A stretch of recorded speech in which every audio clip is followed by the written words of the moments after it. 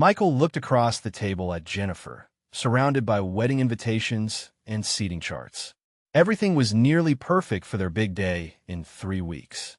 Jennifer scanned the guest list one more time and paused. Something was missing. Someone was missing. She looked up at her fiancé with gentle curiosity. "Michael, I just realized your mother. Is she coming to the wedding?" Michael's entire body went rigid. His jaw clenched tight, and he wouldn't meet Jennifer's eyes. The silence stretched uncomfortably long. Finally, he spoke with a voice like ice. She wasn't invited. 3 words that landed like stones between them. Jennifer blinked in surprise. In 3 years together, Michael had barely mentioned his mother. But not inviting her to their wedding? That seemed extreme. "My mother is complicated," Michael said, each word carefully measured. "She's unstable. Always has been." He leaned back, arms crossed defensively. "She abandoned us when I was 8 years old. Just walked away from her family like we meant nothing. My father had to raise me alone. She never tried to be part of my life. Never called, never visited. She made her choice back then." Jennifer's heart ached seeing the pain flash across Michael's face. But something about his story felt incomplete. Questions swirled in her mind. "Does she even know about the wedding?" Jennifer asked softly, treading carefully around his obvious hurt. Michael's laugh was bitter and cold. "I sent her an email. Told her I was getting married. Made it very clear she wasn't welcome." Jennifer felt a chill run down her spine. The coldness in his voice when he spoke about his mother wasn't like the Michael she knew. Michael stood abruptly, clearly done with the conversation. "Can we please just focus on our wedding? She's not part of my life." End of story. That night, after Michael went to bed, Jennifer sat alone at the table. She couldn't shake the feeling that something was very wrong with this picture. A mother who abandons her 8-year-old child without ever trying to reconnect? It didn't add up. Jennifer's lawyer instincts were screaming at her. She was marrying this man in 3 weeks. She loved him deeply. But how well did she really know him if she didn't understand this massive piece of his past? Jennifer made a decision that would change everything. She needed to understand the truth about Catherine Reynolds before walking down that aisle. Whatever secrets were hiding in Michael's past, whatever really happened between him and his mother, Jennifer was going to find out. She had to, because something told her that the woman Michael described and the truth about Catherine Reynolds were 2 very different things. And the truth was about to shatter everything they thought they knew. Before we continue this journey together, we'd love to know where in the world you're watching from. Drop your city or country in the comments below. And if this story already has you hooked, don't forget to hit that like button and subscribe so you don't miss what Jennifer discovers next. Trust us, the truth is more shocking than you can imagine. 22 years ago, Catherine Reynolds lay in a hospital bed, her face swollen and bruised. Beside her, 8-year-old Michael slept fitfully in a chair, his small hand clutching the edge of her blanket.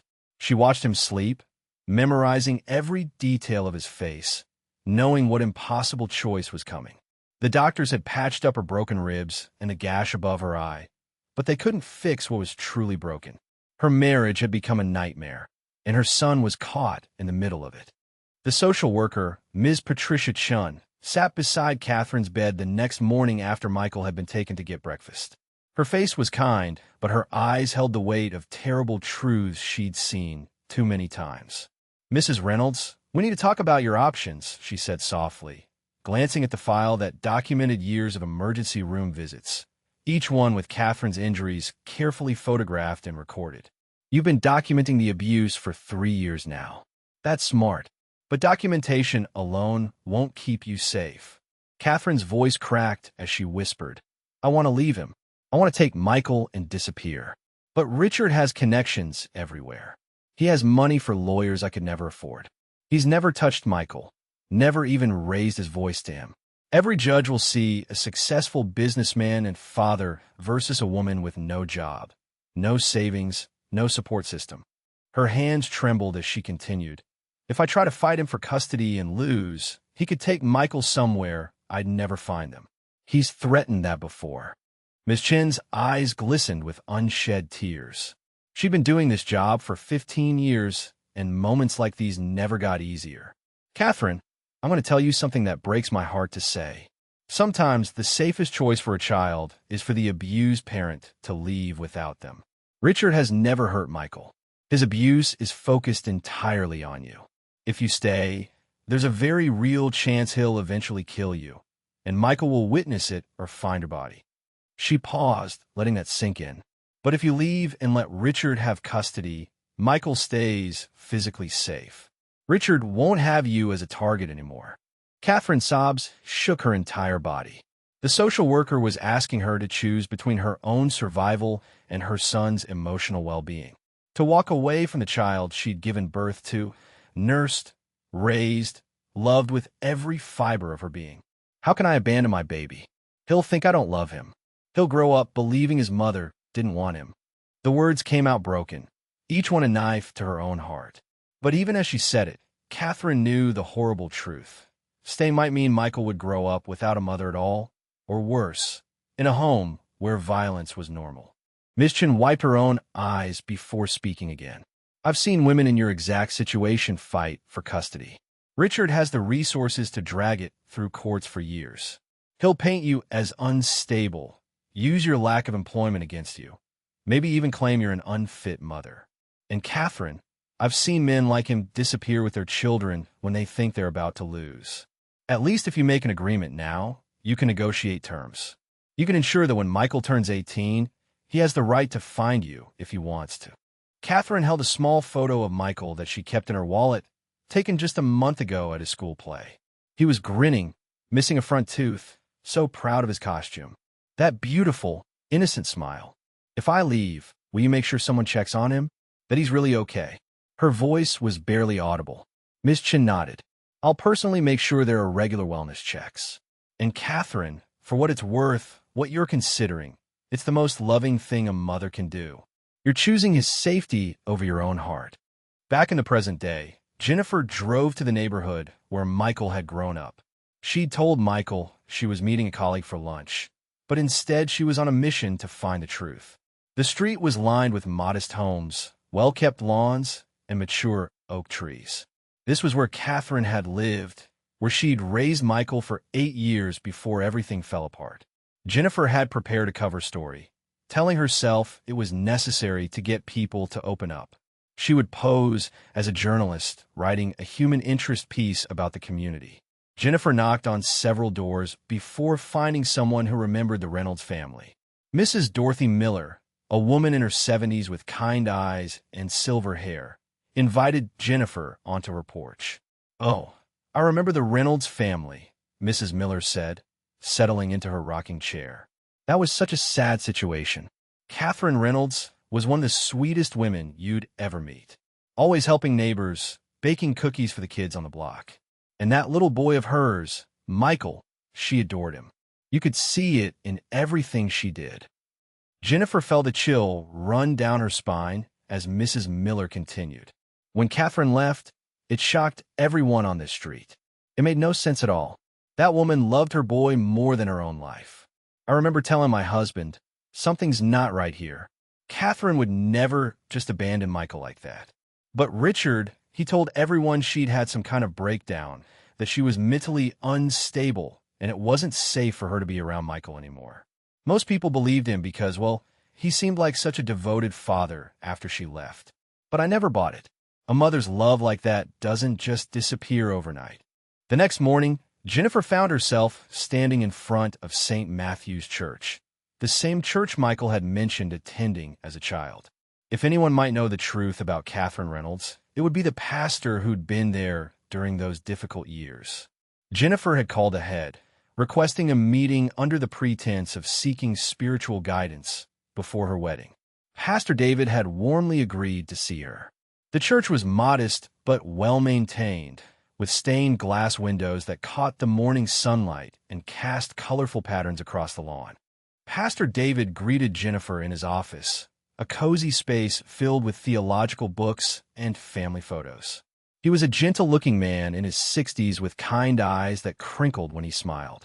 "Miss Cole, congratulations on your upcoming wedding." "Michael Reynolds, you said?" I remember that young man from when he was just a boy.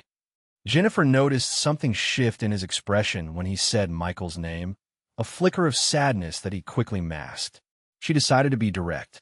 Pastor David, I need to ask you about Michael's mother, Catherine. He's told me very little about her, and what he has told me doesn't quite add up. Pastor David's warm demeanor became more guarded. He folded his hands on his desk and spoke carefully. Miss Cole, I'm bound by certain confidentialities in my role. People come to me with their struggles, their secrets, their pain. I can't simply share those things, even with good intentions. Jennifer felt her heart sink, but she pressed on. I understand, Pastor, but I'm going to marry Michael in 2 weeks. He's banned his own mother from our wedding, and he believes she's unstable and abandoned him. But I've been investigating, and nothing I'm finding matches his story. I need to know the truth before I walk down that aisle. Pastor David was quiet for a long moment, clearly wrestling with what to say. Finally, he looked up at Jennifer with eyes that held deep compassion. I cannot tell you specifics about Catherine's situation, but I can tell you this. Catherine Reynolds is one of the most courageous women I have ever known in my 30 years of ministry. What she did, the choice she made, the sacrifice she bore. His voice caught slightly. Very few people would have the strength to do what she did, and she did it entirely out of love for her son. Jennifer's pulse quickened. Pastor, please. Michael thinks his mother is some kind of unstable woman who didn't want him. He's carried that pain his whole life. If there's something I should know, something that would help him understand. Pastor David stood and walked to the window, gazing out at the church grounds. Sometimes the truth is buried under years of lies, and unearthing it can be painful, but it can also be healing. He turned back to Jennifer. If you truly want to understand what happened to Catherine Reynolds, I suggest you go to the county courthouse. Look for records from 22 years ago, orders of protection, police reports. The truth is in the documentation. Jennifer felt as though ice water had been poured down her spine. Orders of protection, police reports. Pastor David was essentially confirming what she'd begun to suspect. Richard Reynolds abused her, didn't he? She whispered. Pastor David didn't answer directly, but the sorrow in his eyes told her everything. All I will say is this. When Catherine came to me all those years ago, broken and desperate, she asked me to pray for one thing. Not for her own safety, not for justice, not even for peace. She asked me to pray that someday, somehow, Michael would know the truth, that he would understand she never stopped loving him, not for a single day. Jennifer thanked Pastor David and left the church with renewed determination. She drove directly to the county courthouse, her mind racing with possibilities and dreads. If Richard had been abusive, if Catherine had been a victim, then everything Michael believed about his childhood was a lie. And Richard had spent 22 years carefully maintaining that lie. The courthouse was an imposing brick building in the center of town. Jennifer knew her way around court records from her legal work, and she went straight to the clerk's office to request public records from 2 decades ago. The clerk brought her several boxes of files from the relevant time period. Jennifer settled into a research room and began methodically going through documents. It didn't take long to find what she was looking for. The first order of protection, filed 24 years ago, just a year after Michael was born. Catherine Reynolds requesting protection from Richard Reynolds due to physical violence and threats. The order had been granted. Then, a year later, another one. Then another. Each time, Catherine had documented incidents, but each time, no criminal charges had been filed. Richard's expensive lawyers had made sure of that. What made Jennifer's hands shake were the attached police reports. Call after call to the Reynolds residence over a 3-year period. The reports were clinical in their language, but the photographs attached were not. Jennifer stared at images of a younger Catherine with black eyes, split lips, bruises around her throat, an arm in a cast. Report after report documenting injuries that Catherine had sustained. And in every single report, the suspected aggressor was listed as Richard Reynolds, Michael's father, the man who had raised Michael alone, the man who had painted Catherine as the unstable one. Jennifer found the final piece of documentation, medical records that had been subpoenaed during the divorce proceedings. Hospitalizations for broken ribs, a fractured wrist, a concussion, lacerations requiring stitches, all within the span of 3 years. And then, abruptly, Catherine Reynolds had filed for divorce, requested zero alimony, zero child support, and signed away all parental rights to Michael. She had simply walked away from everything. But now Jennifer understood it wasn't abandonment. It was survival. It was a mother making an impossible choice to save her son from witnessing her murder. Jennifer sat in that cold records room, tears streaming down her face, realizing that Michael had spent 22 years hating the wrong parent. 3 days after her discovery at the courthouse, Jennifer found herself sitting across from Richard Reynolds at an upscale restaurant for a pre-wedding family dinner. Michael had organized it as a way to bring both families together before the ceremony. Jennifer watched Richard carefully as he charmed the waiter, ordered an expensive bottle of wine, and told amusing stories about Michael's childhood. He was polished, sophisticated, every inch the successful businessman. But now, knowing what she knew, Jennifer could see something cold lurking behind his warm smile. She noticed how he dominated every conversation, how he subtly corrected Michael when his son's memories didn't match his own narrative. This was a man who had spent 2 decades crafting a very specific story, and he protected it carefully. Jennifer waited until dessert was served before making her move. She kept her tone light and conversational, as if merely making small talk. "Richard, I've been thinking about doing some family history research. Genealogy and things like that. I'm curious about Michael's family background before we start our own family." She watched Richard's face carefully. His smile didn't falter, but something flickered in his eyes. "I was wondering if you could tell me more about your divorce from Catherine. Michael doesn't really talk about it, and I'd love to understand the family dynamics better." The word divorce hung in the air like a challenge. Richard's response was smooth, almost too smooth, as if he'd told this story 1,000 times and perfected every detail. "Catherine, that's a difficult topic, Jennifer. I don't like speaking poorly of her, especially in front of Michael, but since you're joining our family, I suppose you should know." He took a sip of wine and continued with what appeared to be genuine sadness. Catherine struggled with mental health issues for years. Depression, anxiety, possibly more serious conditions that were never properly diagnosed. After Michael was born, it got worse. Postpartum depression that never really resolved. She became increasingly unstable, paranoid even. She would have these episodes where she'd accuse me of terrible things, completely fabricated scenarios. Richard continued his carefully crafted narrative. "I tried everything to help her. Therapy, medication, support groups. But she refused treatment consistently. One day, she simply left, packed a bag, and walked out the door. She sent divorce papers through a lawyer, said she didn't want custody, didn't want any contact with Michael. I think deep down, she knew she couldn't be the mother he needed." Jennifer felt rage building inside her chest, but kept her expression carefully neutral. Every word out of Richard's mouth was a lie, and he delivered it with such conviction that anyone would believe him. Michael had believed him for 22 years. Jennifer observed Richard's eyes as he spoke, and there it was, a coldness she'd never noticed before. When he thought no one was looking closely, when he paused between sentences, his warm facade would slip for just a fraction of a second. His eyes would go flat and hard, completely devoid of the charm he projected.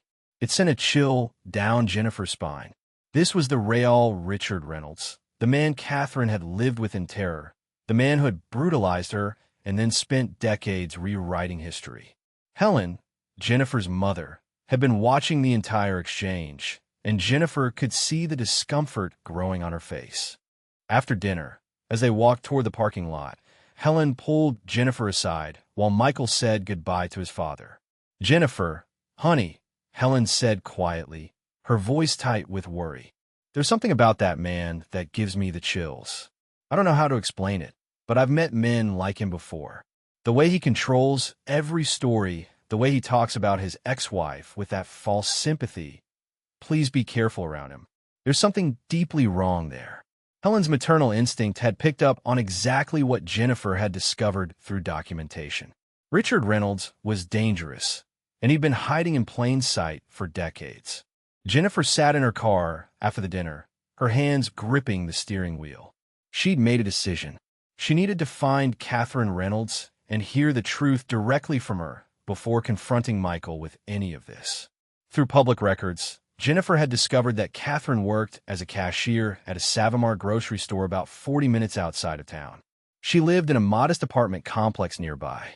Tomorrow, Jennifer would go there. Tomorrow, she would meet the woman who'd been vilified for 2 decades, but had actually been the victim all along. The next afternoon, Jennifer's heart pounded as she walked into the Savamart. She'd told Michael she had errands to run, which wasn't technically a lie. The store was busy with after-work shoppers, and Jennifer wandered the aisles slowly, trying to gather her courage. What would she even say to Catherine? How do you approach someone whose life was destroyed and whose son she was about to marry? Finally, Jennifer made her way toward the checkout lanes, scanning the cashiers until she spotted her. Register 7. Catherine Reynolds. Jennifer stood back and observed Catherine for several minutes before getting in line. She watched as Catherine patiently scanned items for an elderly woman, helping her bag groceries carefully, asking about her day with genuine interest. Despite her tired eyes and the lines of worry etched into her face, there was a gentleness to Catherine, a kindness in how she treated each customer. This was not an unstable woman. This was not someone who'd abandoned her child carelessly. This was a woman carrying an enormous weight of grief and sacrifice, doing so with quiet dignity. Jennifer felt tears prick her eyes watching this woman who'd given up everything to save her son. Jennifer finally stepped into Catherine's checkout line, her heart racing so fast she thought it might burst. When it was her turn, she placed a few random items on the conveyor belt and looked directly at Catherine. Their eyes met, and Jennifer spoke softly but clearly. "Mrs. Reynolds, my name is Jennifer Cole. I'm going to marry your son." Catherine's face went completely pale. The scanner she was holding slipped from her trembling hands and clattered onto the counter. Her eyes filled with tears instantly, and her mouth opened, but no sound came out. For a long moment, the two women simply stared at each other across the checkout counter, one holding the truth, the other desperate to finally tell it. Catherine's hands trembled so violently that she had to grip the edge of the checkout counter to steady herself. Her face had gone ashen, and tears began streaming down her cheeks before she could stop them. "Michael," she whispered, her voice breaking on his name. "You're marrying Michael. My Michael." It wasn't a question, but a statement filled with 22 years of longing, grief, and desperate hope. The other customers in line were beginning to stare, sensing something profound was happening. Catherine looked at her supervisor near the customer service desk, then back at Jennifer with pleading eyes. I need to take my break. Please, can you wait? I need to talk to you."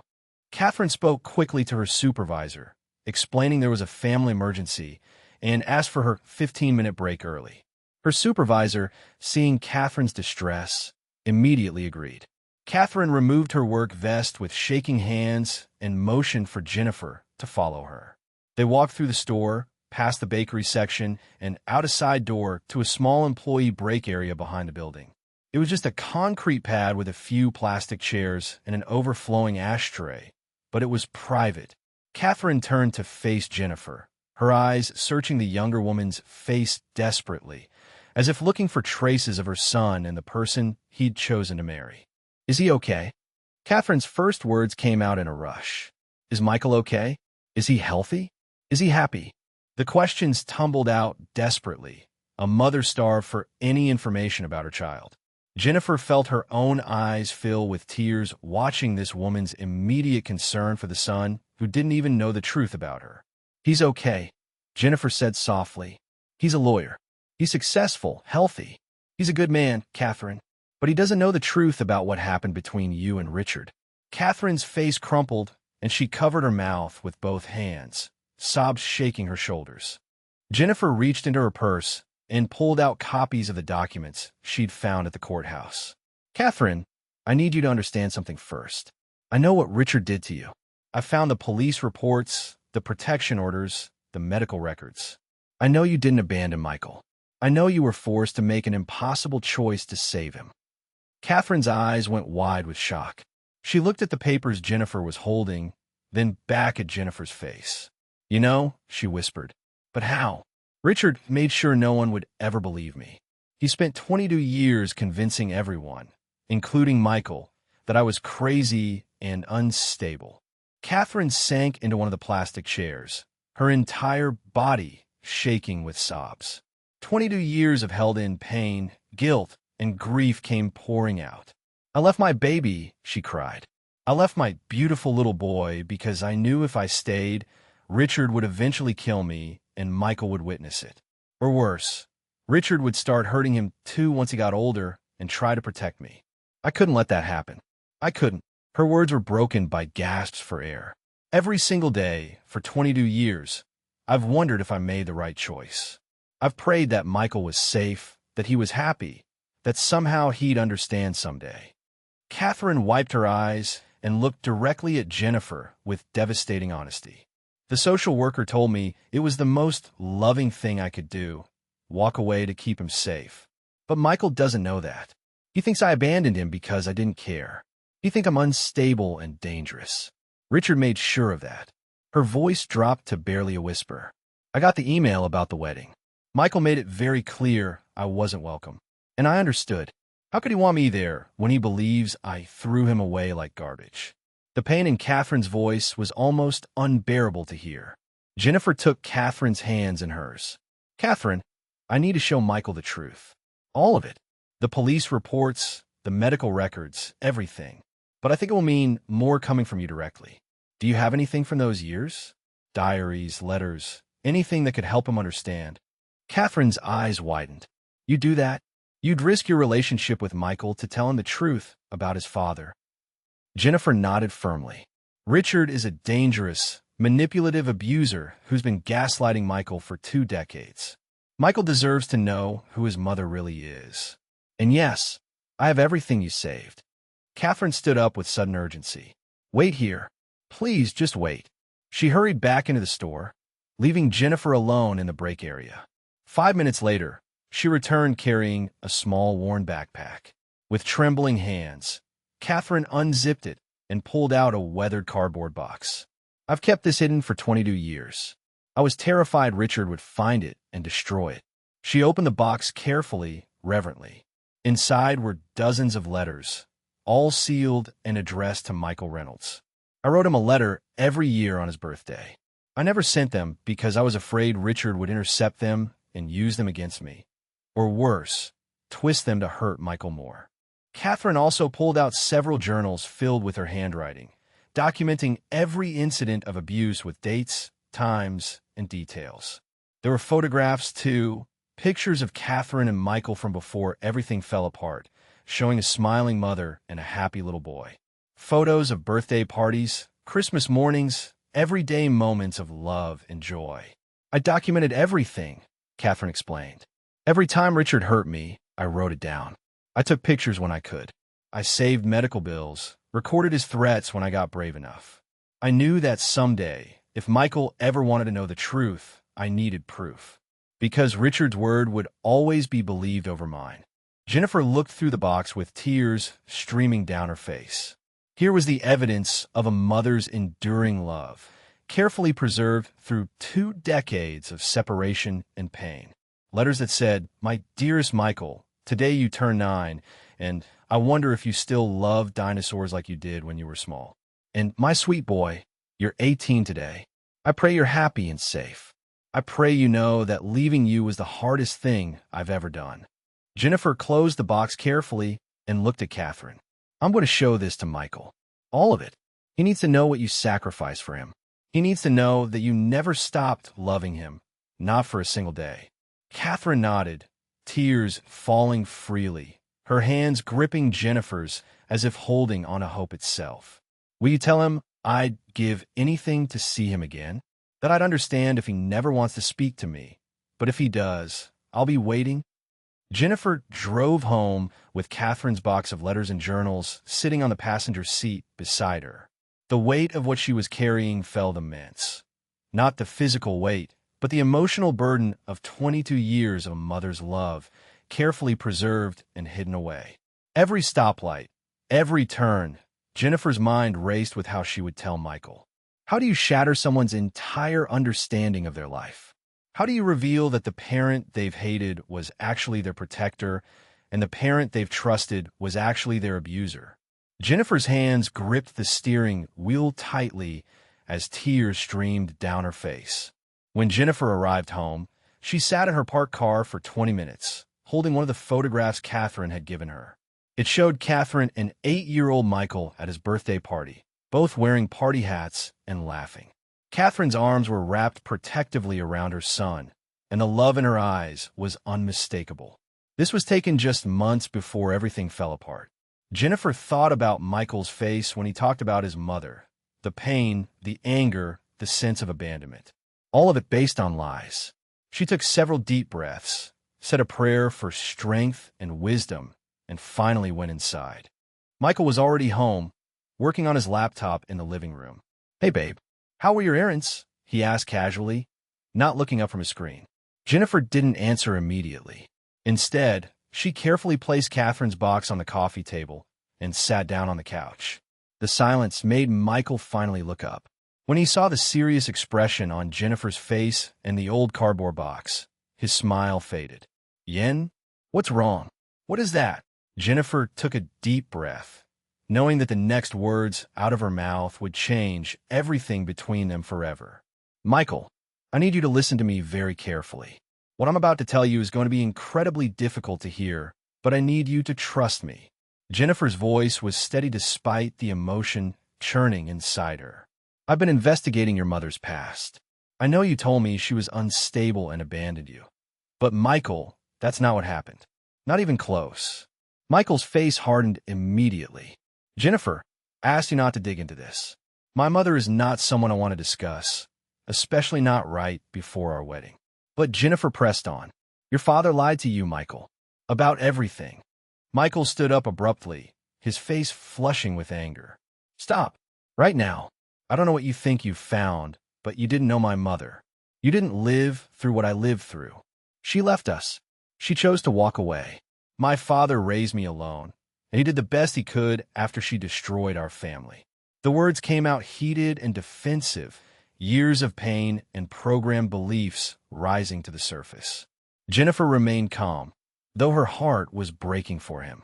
"Michael, please sit down. I have proof.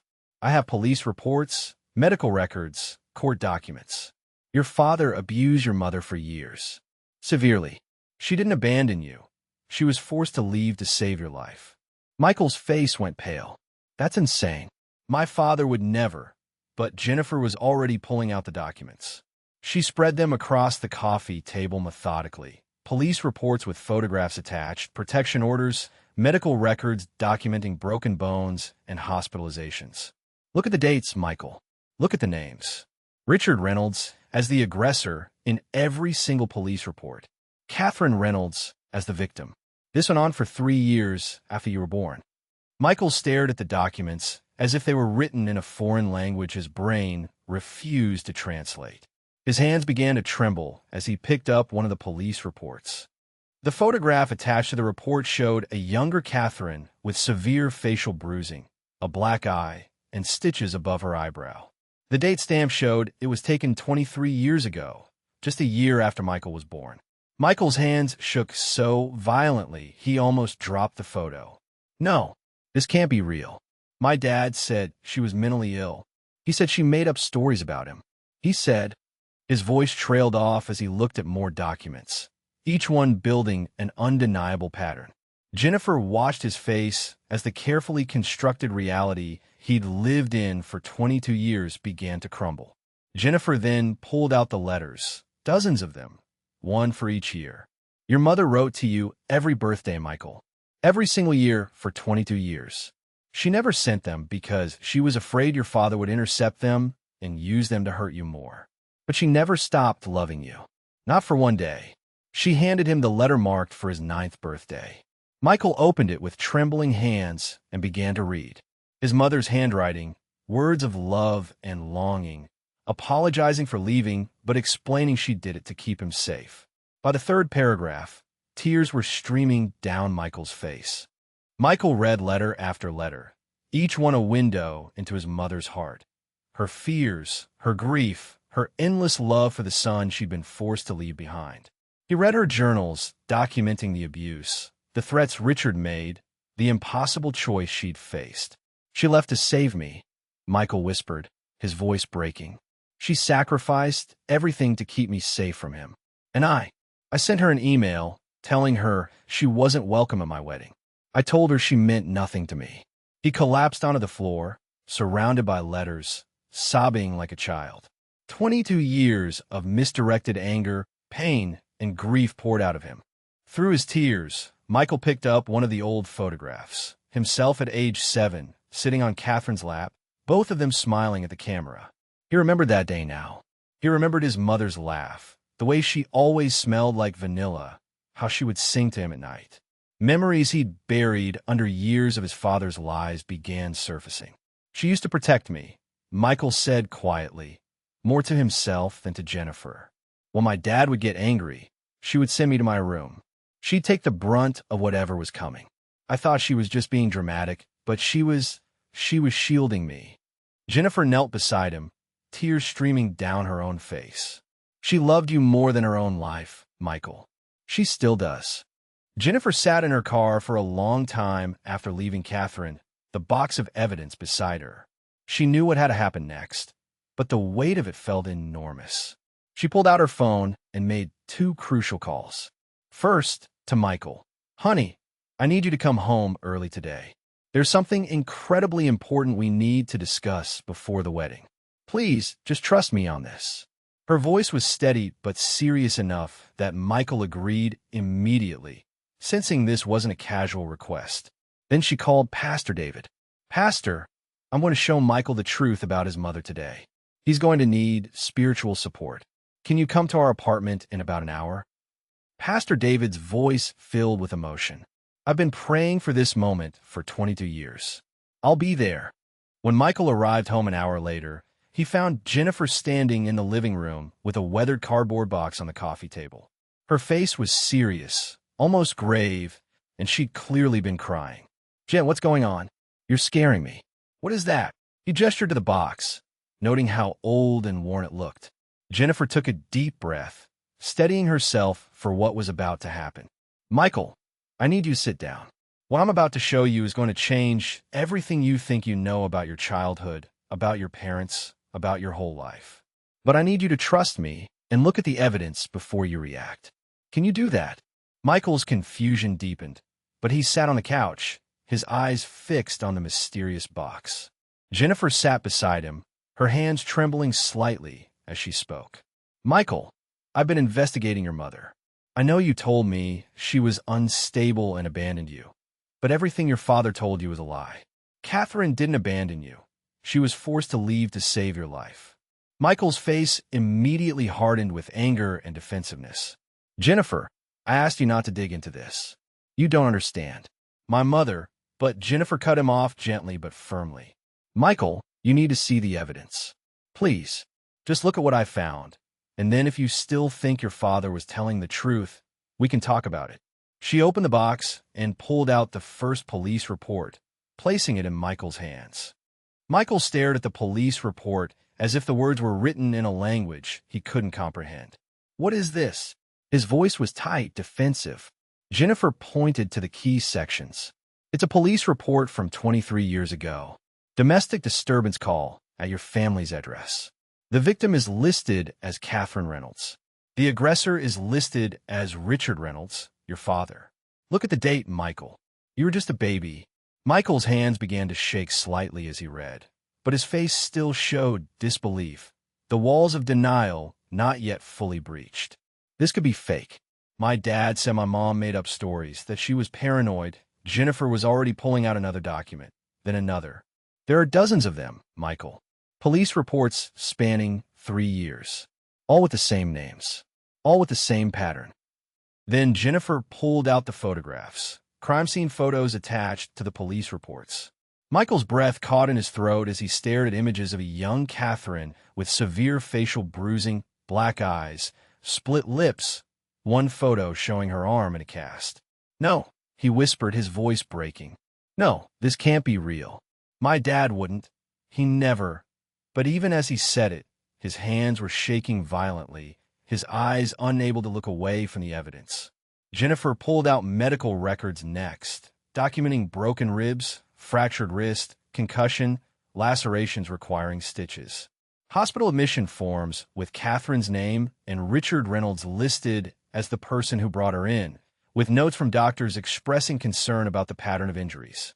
"There's one more thing," Jennifer said softly, pulling a small digital recorder from the box. "Your mother recorded this 22 years ago when she finally got brave enough.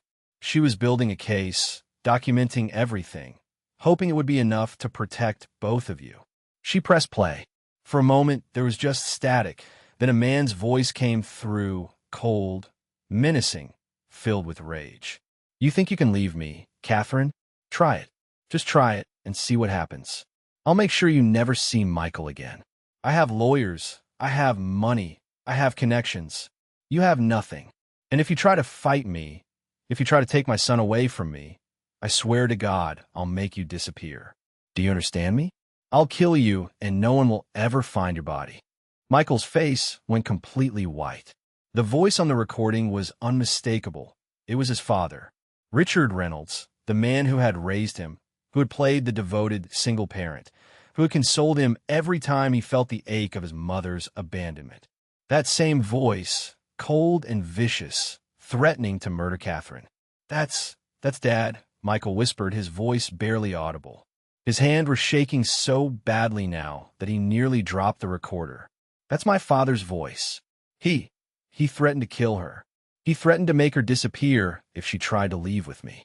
The walls of denial that had been built over 22 years were crumbling, and the truth was devastating. Michael suddenly dropped to his knees on the living room floor, his whole body shaking with sobs. The recorder fell from his hands and landed on the carpet, still playing fragments of his father's threats. "Oh God! Oh my God! She didn't leave me. She didn't abandon me. She ran to save me." The realization hit him like a physical blow. Jennifer knelt beside him, tears streaming down her own face, placing a gentle hand on his back. She had to choose between staying and risking that he'd kill her in front of you, or leaving you with him to keep you physically safe. She chose your safety over her own heart, Michael. She sacrificed everything, her reputation, her relationship with you, her own future, to protect you from witnessing her murder. Through his tears, Michael reached for the box again with trembling hands and pulled out the sealed letters Catherine had written, one for every birthday he'd had since she left. "She never forgot me," he choked out, holding the letters against his chest. 22 years, and she never forgot me. She wrote to me every year, even though she couldn't send them. He opened the one marked for his 9th birthday with shaking fingers and read through his tears. Words of love, of longing, of a mother's unbreakable bond. "My dearest Michael, I wonder if you still love dinosaurs. I wonder if your laugh still sounds the same. I wonder if you know how much I love you, how leaving you was the hardest thing I've ever done. I pray every night that you're safe and happy, even if it's without me." The doorbell rang, and Jennifer stood to answer it, letting Pastor David inside. The pastor took in the scene immediately. Michael on the floor, surrounded by police reports and photographs and letters, his face ravaged by tears and the devastating truth. Pastor David had known this day would come eventually, had prayed for it while also dreading the pain it would cause. He walked over and sat down on the floor beside Michael without a word, placing a gentle hand on the young man's shoulder. "She made me promise not to tell you," Pastor David said quietly. "Catherine made me swear that I wouldn't interfere, that you had to come to the truth on your own when you were ready.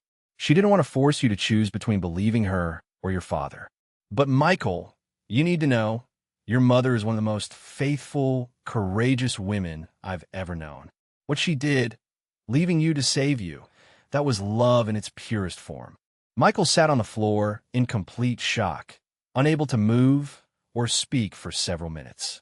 His mind was trying to reconcile 22 years of believing one reality with the devastating truth that had just shattered everything.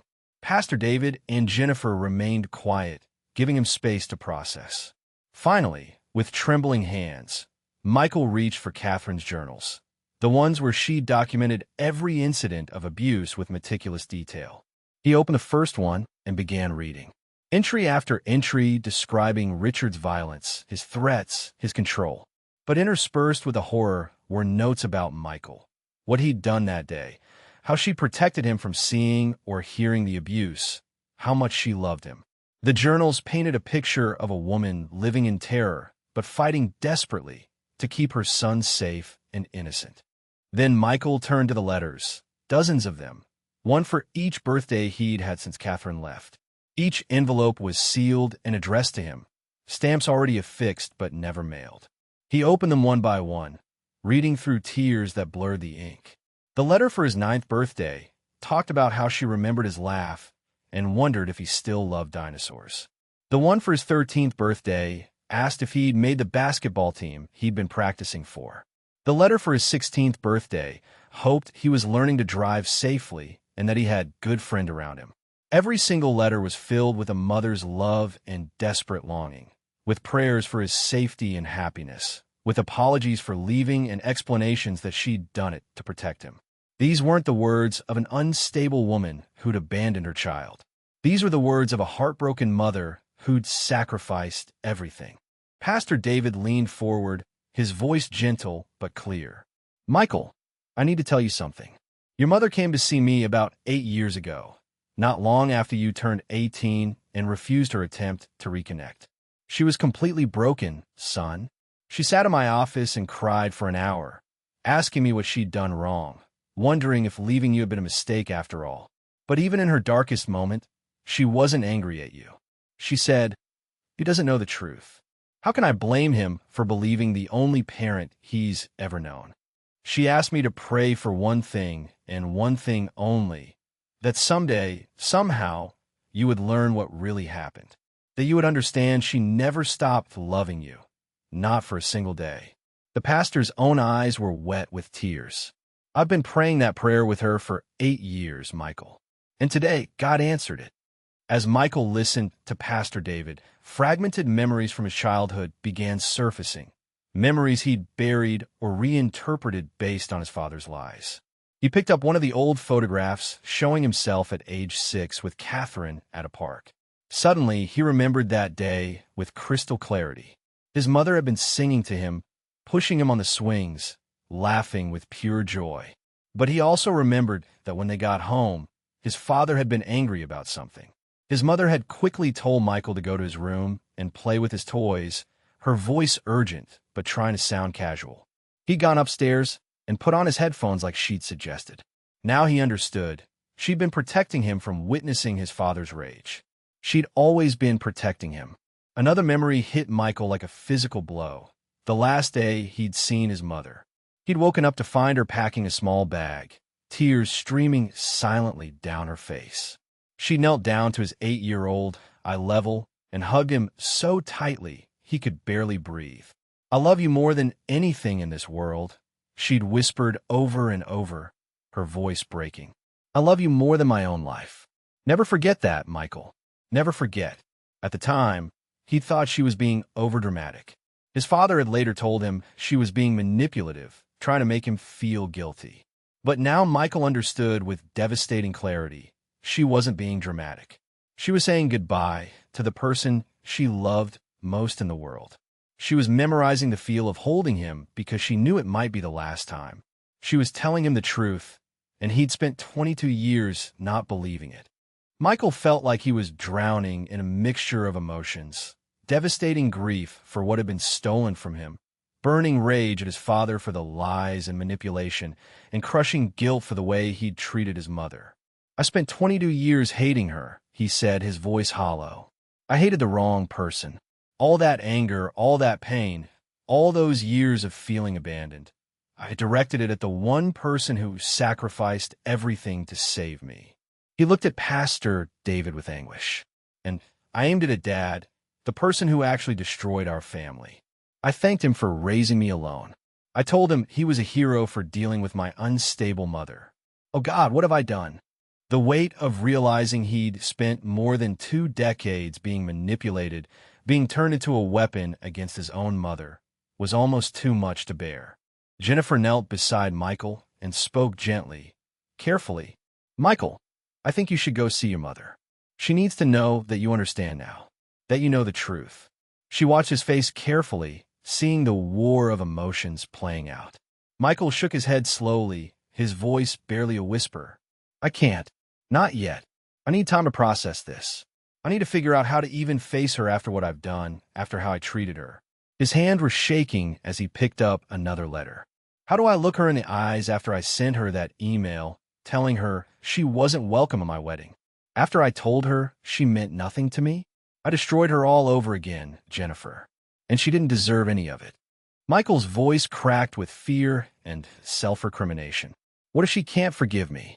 What if I've hurt her so badly that she doesn't want to see me anymore? What if after everything she's been through, after all the sacrifices she made, I've finally broken whatever love she had left for me?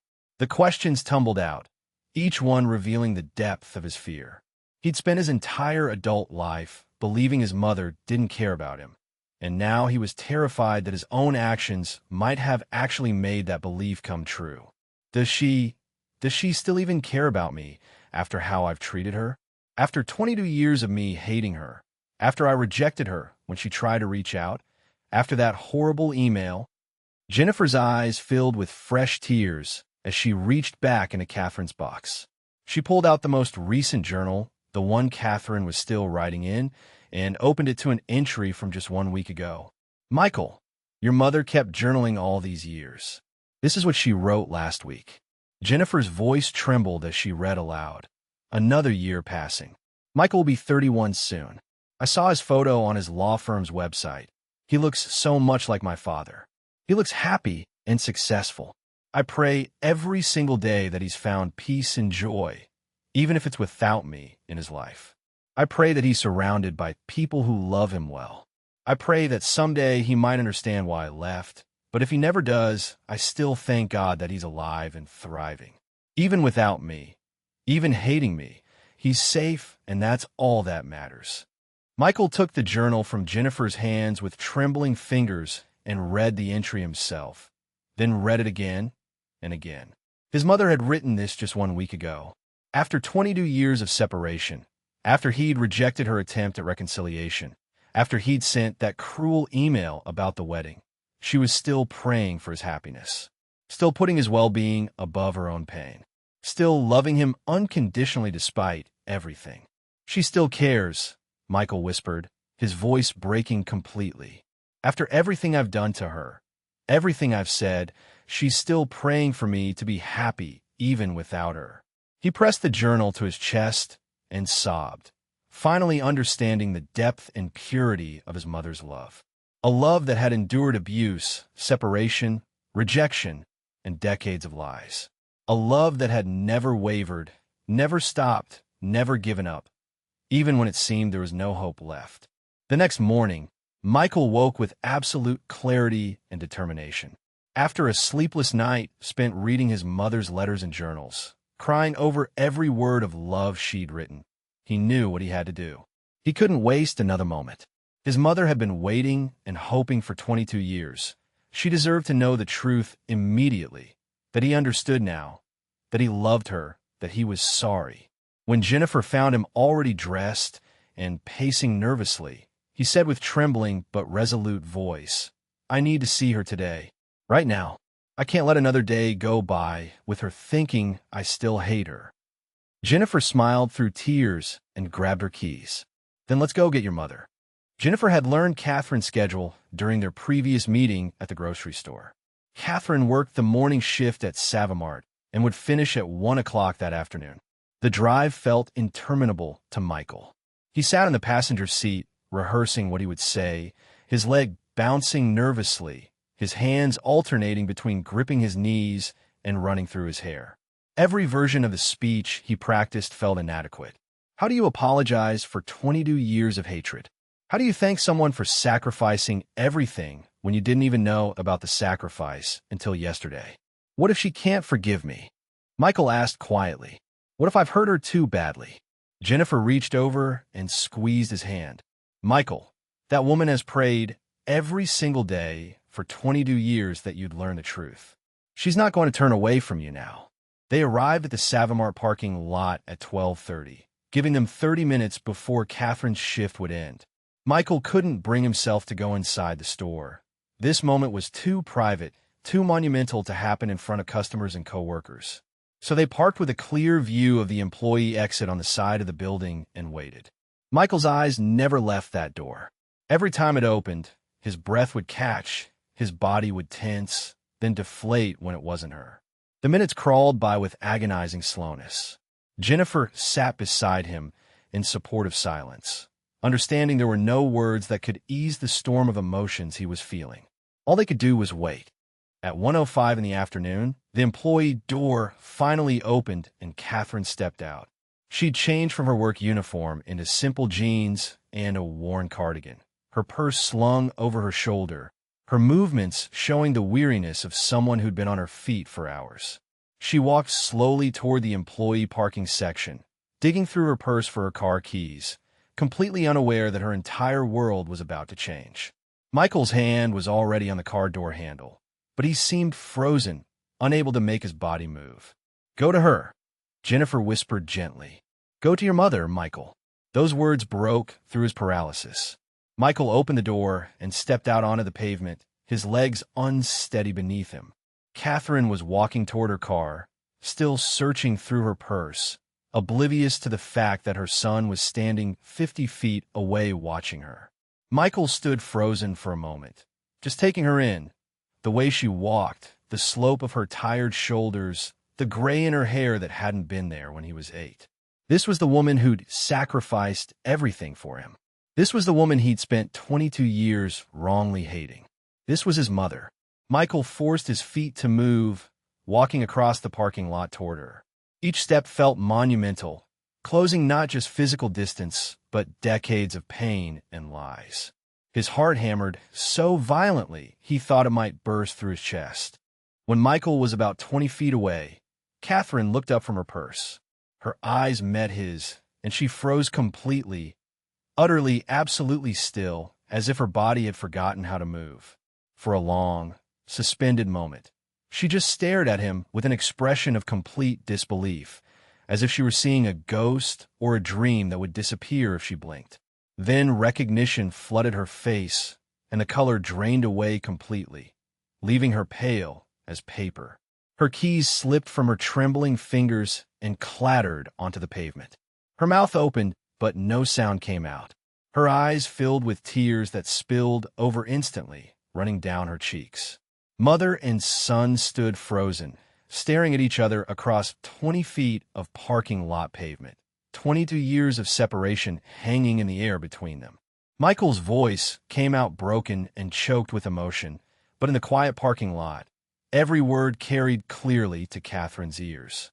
"I saw everything, Mom. I know what he did to you. I know what you did for me." Tears poured down his face as he took hesitant steps closer. "I saw the police reports, the medical records, the photos of what he did to you. I read your letters, all of them, every single birthday letter you wrote me, but couldn't send. I heard his voice on the recording threatening to kill you. I know the truth now. I know you didn't abandon me. I know you left to save my life." His voice cracked completely. "And I know that everything I believed for 22 years was a lie."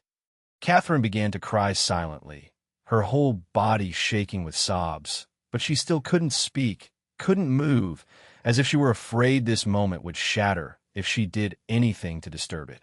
Michael moved closer, his words tumbling out desperately. "You sacrificed everything for me, Mom. Everything. Your reputation, your future, your relationship with me. You gave it all up to keep me safe from him. You chose my safety over your own happiness, over your own life." He was close enough now to see every detail of her face, every line carved by years of grief, every tear. "And I treated you like you were nothing, like you meant nothing to me. I'm so sorry, Mom. God, I'm so sorry." Catherine finally found her voice, though it was thick and broken with tears. She shook her head firmly, her hand reaching out toward him. "No, Michael. No, you don't need to apologize. You didn't know the truth. You were just a child who needed to believe in someone, and your father made sure that someone was him instead of me. Her voice was fierce despite the tears. I don't blame you for any of it. Not for one single moment of these 22 years. You were only 8 years old when I left. How could I expect you to understand what I was doing or why? She took a step closer to him, her eyes locked on his face as if she still couldn't quite believe he was real. You have nothing to feel sorry for. Nothing. I made the choice to leave you with him because it was the only way to keep you alive. That was my decision, my sacrifice, and I would make the same choice again in a heartbeat. Michael closed the remaining distance between them and wrapped his arms around his mother, pulling her into a tight embrace for the first time in 22 years. Catherine's arms came up around him instantly, holding him as if she would never let go again, and they both sobbed, deep, wrenching sobs that released decades of accumulated pain, loss, grief, and unspoken love. They stood there in the middle of the parking lot, holding each other and crying, oblivious to curious stares. "I'm so sorry, Mom," Michael kept repeating. "Deus, I'm so sorry for everything." Catherine pulled back just enough to look up at him, her hands coming up to hold his face, her thumbs wiping away his tears. "You have nothing to be sorry for, sweetheart. You were a victim too. We both were. But you're here now. You know the truth now. That's all that matters to me."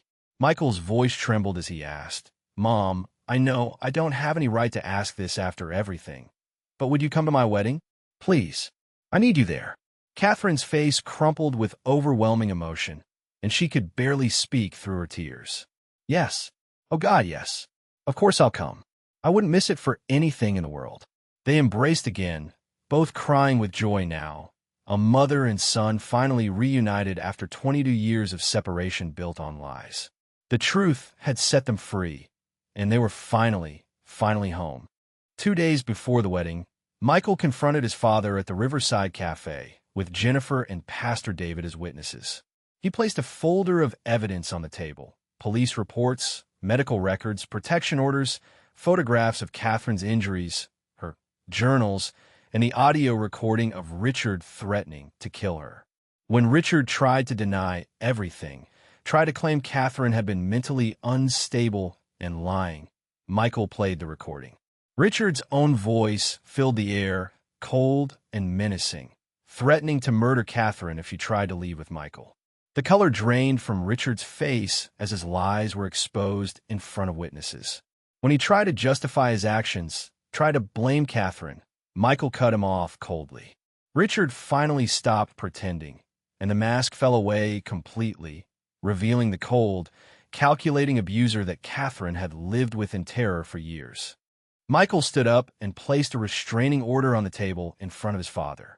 "You're not to come within 500 feet of me, Jennifer, or my mother. You're not invited to my wedding. You're not welcome in my life anymore." Michael's voice was ice. "I spent 22 years thinking you were a hero. Now I know the truth. You're an abuser, a manipulator, and a liar. And I'm done being your victim." Richard sat there, his carefully constructed facade shattered, his power over Michael finally broken. Michael walked away from the cafe, leaving his father sitting alone with the evidence of his crimes spread across the table. With every step away from Richard, Michael felt lighter, freer.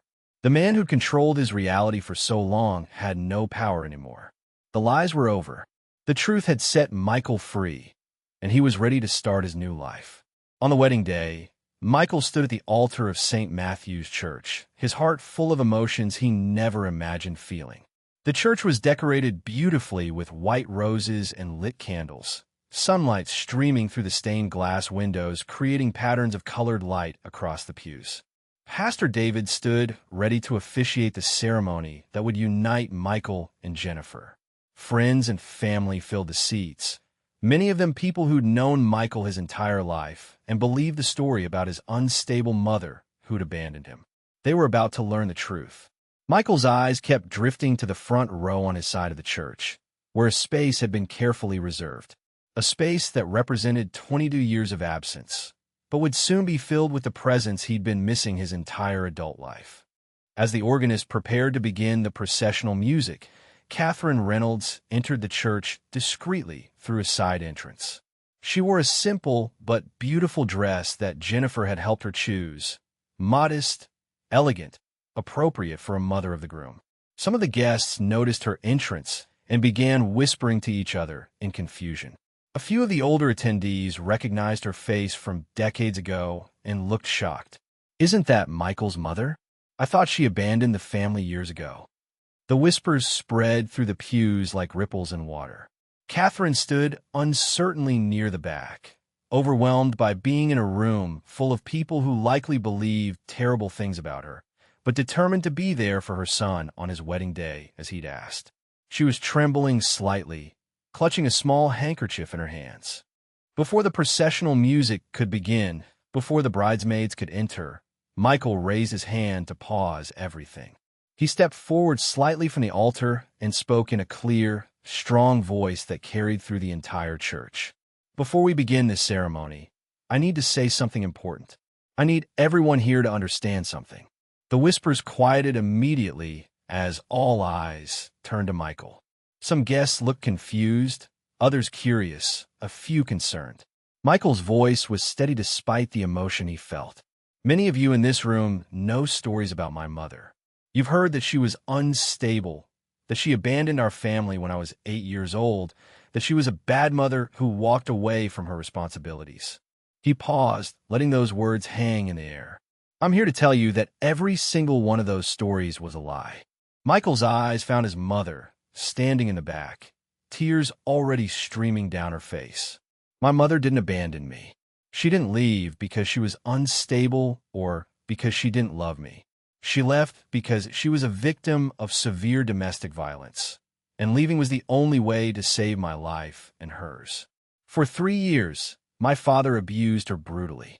He threatened to kill her if she tried to take me and leave. So she made an impossible choice. She left without me to keep me safe from witnessing her murder." Gasps rippled through the congregation. People who'd known Richard Reynolds for years looked stunned. "My mother is the most courageous woman I know. She sacrificed everything, her reputation, her relationship with me, her own happiness, to keep me alive and safe. She's lived in exile for 22 years, loving me from a distance, praying for me every single day, hoping I would someday know the truth." Michael's voice broke with emotion but remained strong. "She sacrificed everything, including my love, to keep me safe from my father's violence. And I spent 22 years hating her for it, because I didn't know the truth. But I know now, and I want everyone here to know." He extended his hand toward Catherine, his voice filled with love and honor. "Mom, please, come up here to the front. Come stand where you belong." The church was completely silent except for the sound of people crying. Catherine stood frozen for a moment, overwhelmed, hardly able to believe this was real. Then, with tears pouring down her face, she began walking down the aisle toward her son. Every eye in the church followed her journey, witnessing a mother being publicly restored to the place of honor she'd been denied for over 2 decades. When Catherine reached the front of the church, Michael stepped down from the altar and embraced his mother tightly in front of everyone. Many guests were crying openly now, understanding they were witnessing something profound. "Thank you for never giving up on me, Mom," Michael said loud enough for those nearby to hear, "even when I gave up on you. Thank you for loving me enough to sacrifice everything. I'm so sorry it took me 22 years to understand." Catherine held her son's face in her hands, looking up at him through her tears.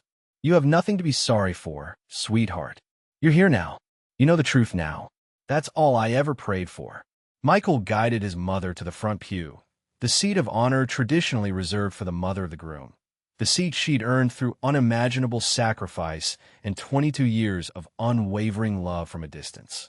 The ceremony proceeded with Jennifer walking down the aisle in her beautiful white dress, radiant with joy. When they reached their vows, Michael added words that weren't in the traditional ceremony. "Jennifer, you gave me the greatest gift anyone has ever given me. You gave me back my mother. You refused to accept the lies. You searched for the truth, even when it was painful. You showed me what real love truly does. It seeks truth, even when that truth hurts. His voice was thick with emotion. I promise to love you with that same courage and honesty for the rest of my life. In the front pew, Catherine wept with overwhelming joy, 22 years of grief and loss finally transforming into happiness. Her prayers had been answered beyond what she'd ever dared to imagine. Her son knew the truth, loved her again, and wanted her in his life. The nightmare was over. They were finally home. At the reception, when Michael and Catherine danced together for the first time in 22 years, there wasn't a dry eye in the room. They swayed together, healing wounds that had seemed impossible to repair. Jennifer stood watching with her mother Helen, both of them crying happy tears. Helen put her arm around Jennifer and said softly, "You did the right thing, sweetheart. Love always finds a way." Later in the evening, Catherine pulled out an old photo album she'd kept hidden for 22 years, filled with pictures of Michael from birth to age 8. Jennifer and Michael sat with her, looking through the images, and Catherine told stories that had been silenced by lies. They were finally able to reconstruct Michael's childhood memories with truth instead of deception. A mother and son, torn apart by violence and lies, were finally whole again. And as they laughed and cried together over old photographs, they knew that while they couldn't recover the lost years, every day forward would be filled with truth, love, and the family they'd always deserved. If this story moved your heart, we'd love to hear from you. Where are you watching from today? Have you experienced the power of truth transforming lives? Please share your thoughts in the comments. Give this video a like if it touched you, and subscribe for more powerful true stories about love, sacrifice, and redemption that prove love truly conquers all.